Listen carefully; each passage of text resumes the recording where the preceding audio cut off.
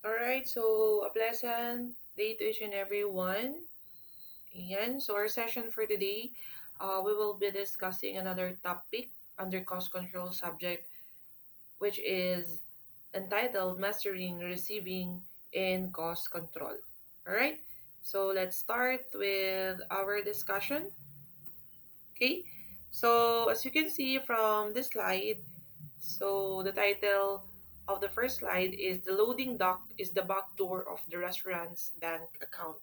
So, upon checking this title, no, makikita natin that this is something to do with the receiving procedure. So the receiving procedure will start with external goods filtered by the gatekeeper, or when we say gatekeeper, there are the receiving clerk of the business in going to the internal operations. So, as part of the receiving procedure class, no, so makikita natin that this is a process where the receiving staff or the receiving clerk properly inspect all incoming goods. So, yung goods natin are those supplies that is needed by the business, and they should mark them with tags or label and record them as having been received. So, from external goods, so this is coming from our suppliers or the purveyors going to the receiving clerk. So they're gonna filter all the goods and supplies, and then proceed to the internal operation. So this is the usual process of receiving procedures. Okay, so of course it initiates also the scheduling of the deliveries. Okay, wherein the usual practice in scheduling deliveries is they could check the perishable items, no, example early in the morning, and then the imperishable goods naman or other grocery items must be delivered in the afternoon. So that is part of the process wherein they're gonna schedule the deliveries um for the business or for the partners in order to achieve, no, for what is the expectation of our business partners. Okay? So the primary control is receiving is the primary um, control used throughout the purchasing and accounts payable process. Okay? So as you can see from the primary control, after receiving all the goods and supplies, so they need to, of course, pay for the amount. Kung magkano man yung naging total expense po ng deliveries. And then the objective, of course, is to implement sound receiving practices to ensure that yung mga orders natin, yung mga receipt and invoice are um, nami-minimize yung mga discrepancies or na-avoid natin yung maling count or yung maling computation po ng mga deliveries. So that's why we have this process para mas maging malinaw po in both parties yung kanilang transaction. Okay? So, we have here the profile of a gatekeeper. Okay, so when we say gatekeeper, they are the receiving clerk or receiving staff wherein they gonna verify, followed by document or documentation in forward. So sa verify natin, they will confirm the actual delivered items against the physical purchase order. So sa verification, no, technically, kung ano po yung i-deliver ng ating purveyors sa ating business is dapat actual po siya doon sa ating PO. You know already what is purchase order, right? So, ano po yung nakatag doon sa ating PO is makita po in actual, the quantity, the brand, the number of pieces, number of boxes, cases, and so on, and um, what are those particular supplies po yung ni-request natin. Kasi sometimes nagdedepende po sa brand, nagdedepende po sa timbang, nagdedepende din um, sa dami, and so on. So you need to verify that.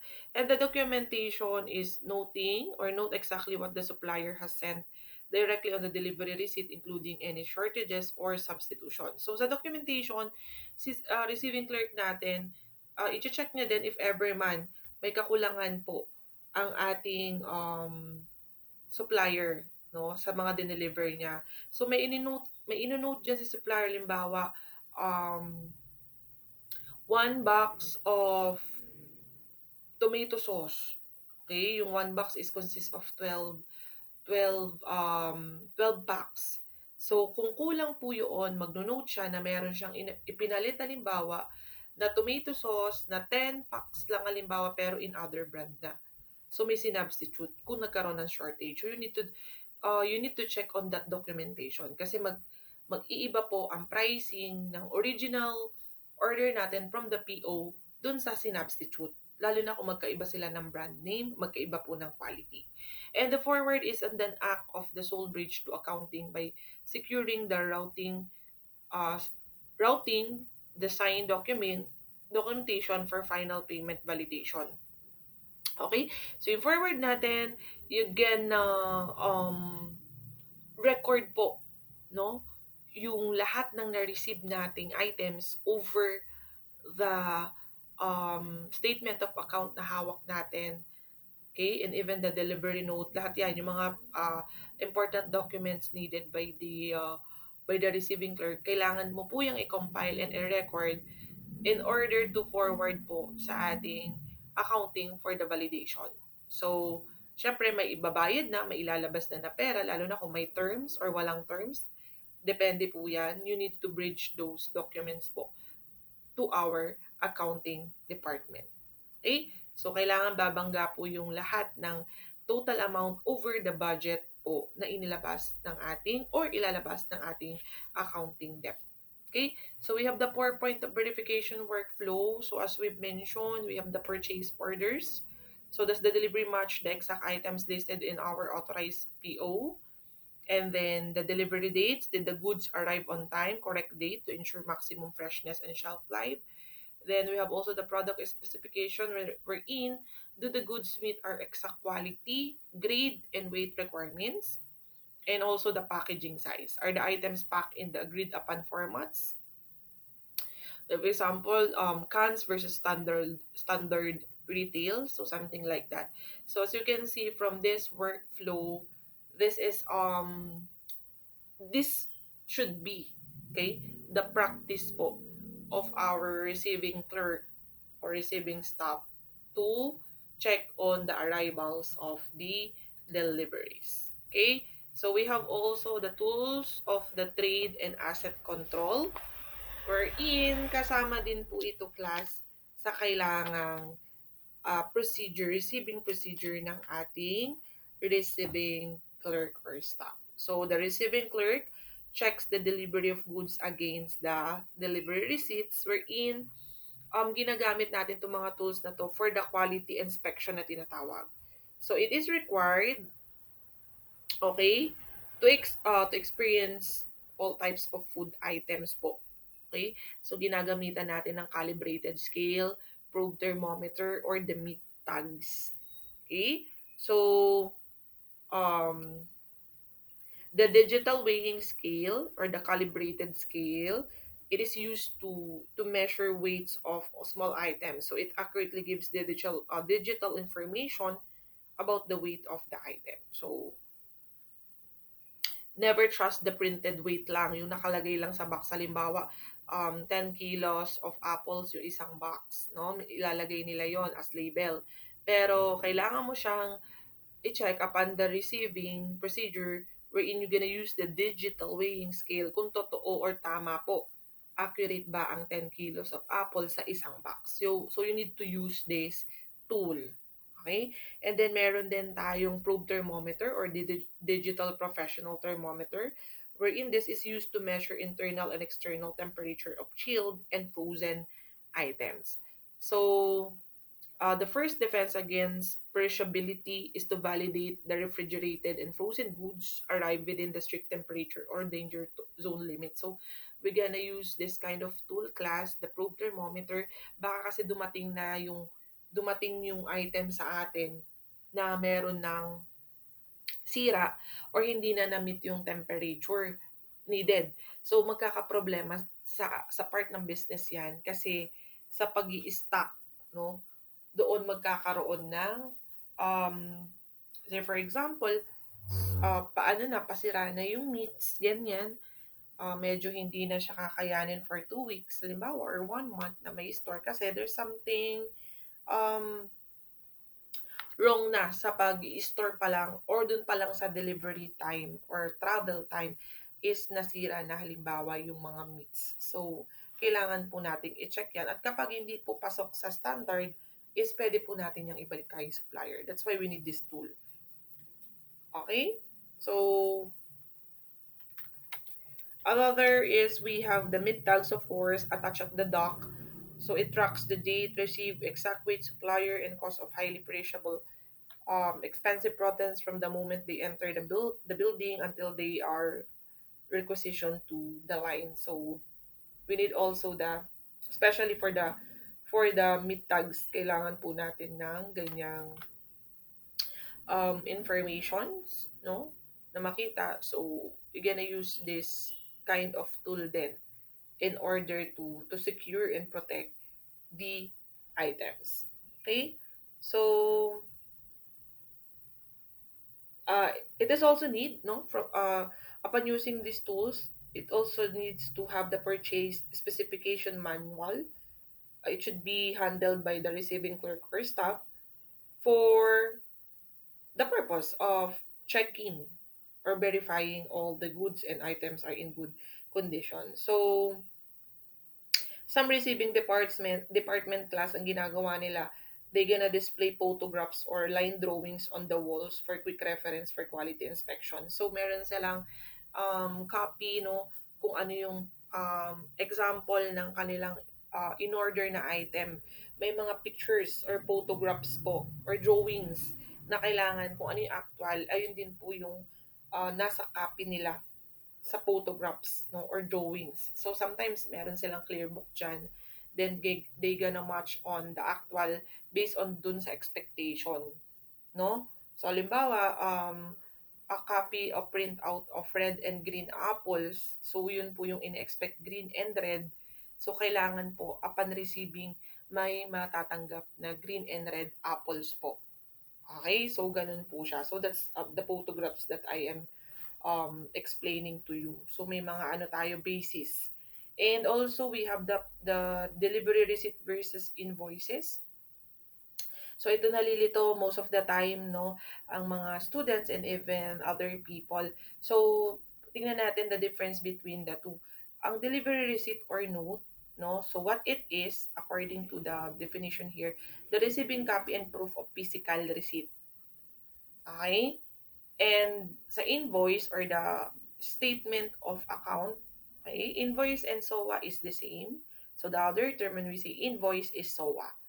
Okay, so this is the bill and formal demand for payment. Okay, so wala na po dito yung mga uh, quantity, ilan yung pieces, no, and so on. This is the final and formal demand for the payment. So overall po, nasa statement of account.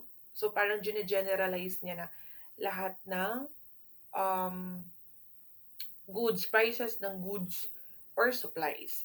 So when it arrives, sa delivery receipt natin, it accompanies with the physical goods upon delivery. And sa invoice naman, it accompanies the goods or it is sent separately to accounting. Okay? So itong SOA natin, hindi po yan nare-receive ng ating receiving clerk, no? Ang receiving clerk natin is yung delivery receipt lang ang kailangan niya for verification. Pero ang ating invoice po, okay, it accompanies of course with the list of goods, pero it is separate to be sent sa ating accounting department. So usually ito is pwedeng i-email separately or pwede naman ding directly maibigay sa ating accounting department. And the action naman sa delivery receipt, the receiving clerk notes what is actually delivered here. Okay, pero pagdating sa invoice natin, used to determine the correct financial amount to pay the supplier. So, in action, kung makita natin, si delivery receipt is um, checking those items, iisa-isahin po yan. Pero pagdating po kay invoice, is the financial amount na lang na kailangan bayaran sa supplier. Okay?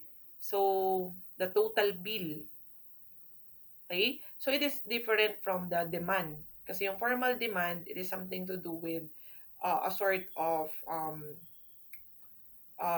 explanation, no, for what is the total price, saan nanggaling yon. Pero pagdating po dito sa ating action, sa SOA natin, iniisa-isa na po natin yung financial amount po per item.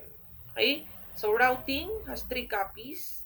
So, ang delivery receipt or note natin, may copy si supplier, may copy si receiving clerk, at merong copy si accounting.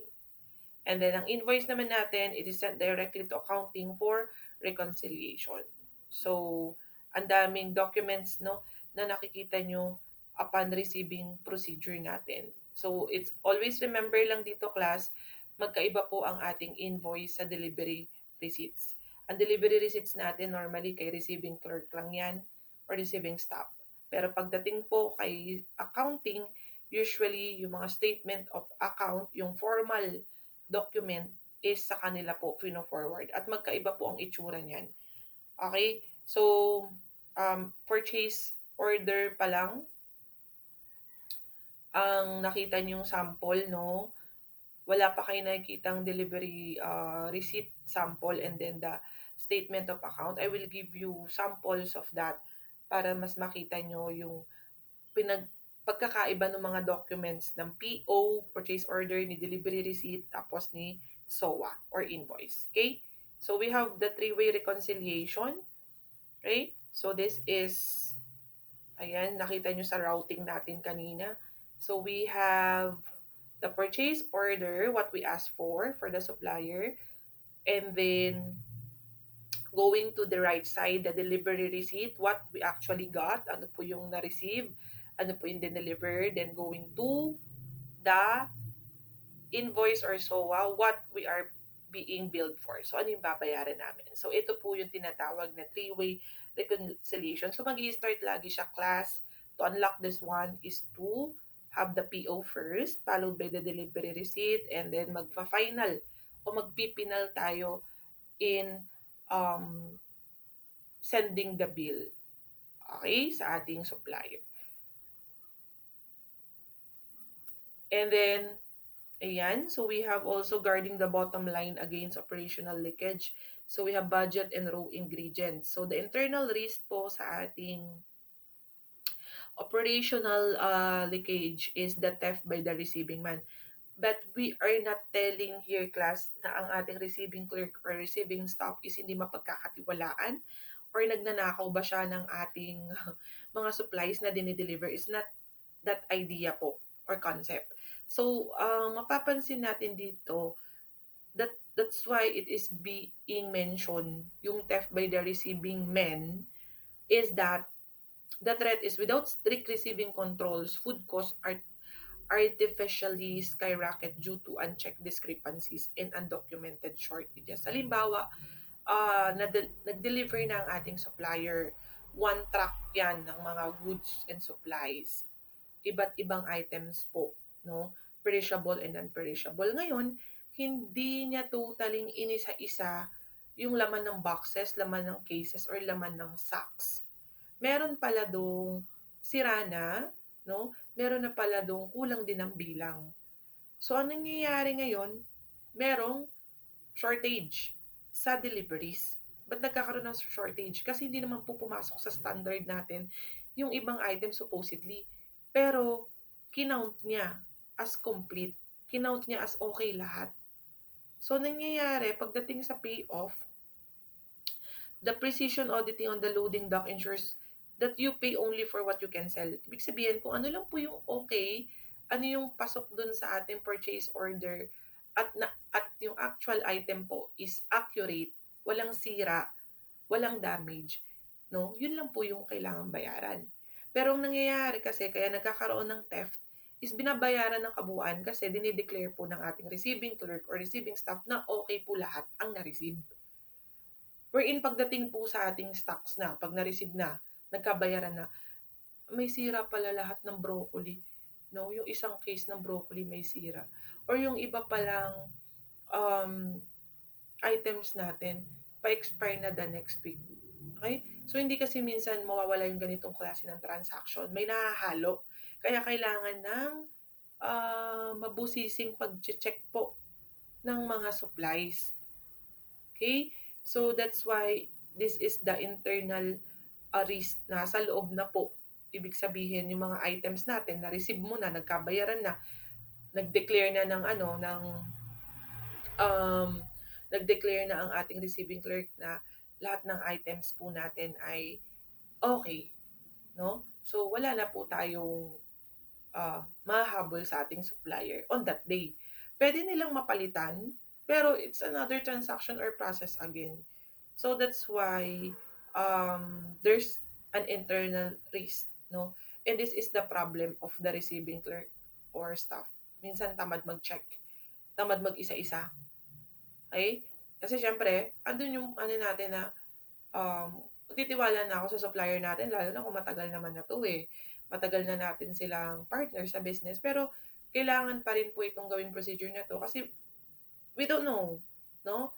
Kung during that time nagkamali din ang supplier ng pagpa-pack or pagse-set ng deliveries. So, kailangan nating, i-double check, okay? So,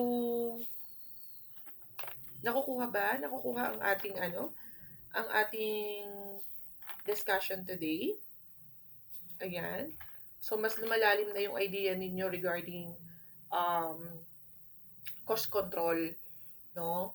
So, since the day one that we have discussed a lot, no, mas nakikita nyo ngayon yung nagiging um, practice po, no, sa ating industry, especially sa mga business, sa mga hotels, sa mga restaurants, no, lahat po yan is ina-apply po ang cost control system.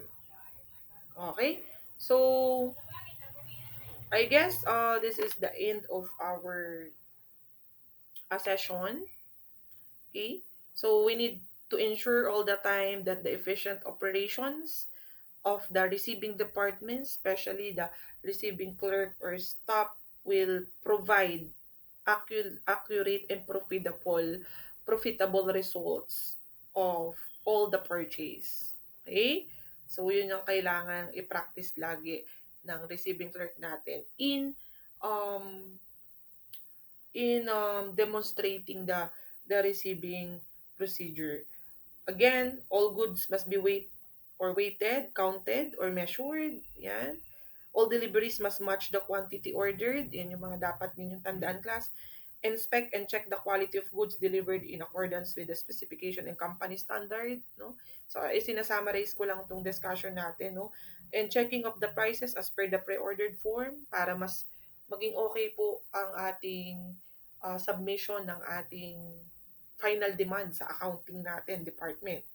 So, in case the quality and quantity of items delivered is not accordingly to the purchase order, or there is a short supply of items, so pwede po tayong bumalik sa ating supplier, no? And create yung tinatawag na credit note or credit memo. Pwede natin itong erase and filled out in order to be signed by the delivery personnel, sino nag-deliver, and signed also by our receiving clerk. So in case this happens, sa mga daily deliveries of perishable items class, the purchase officer must be immediately informed so that alternative source supply can be found. So papasok na po ang responsibility ni purchaser. Kung lagi nagkakaganito, kakaroon ng problema sa delivery, si purchaser natin or buyer natin is kukuha na siya ng alternative source ng supply kasi kakaproblema din ng business kung laging ganun ang practice, no? So, um, all items must be purchased, no? and it must be contained specified um, brand, no, as per the order of the purchaser natin. Okay? So I guess madaling intindihin yung topic natin today. If kailangan yung reviewin or ulitin ulit to watch this lesson, it's okay para mas ma-absorb ninyo.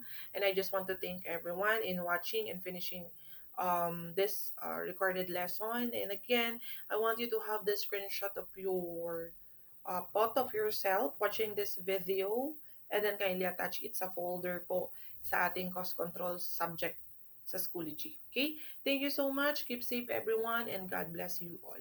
Goodbye.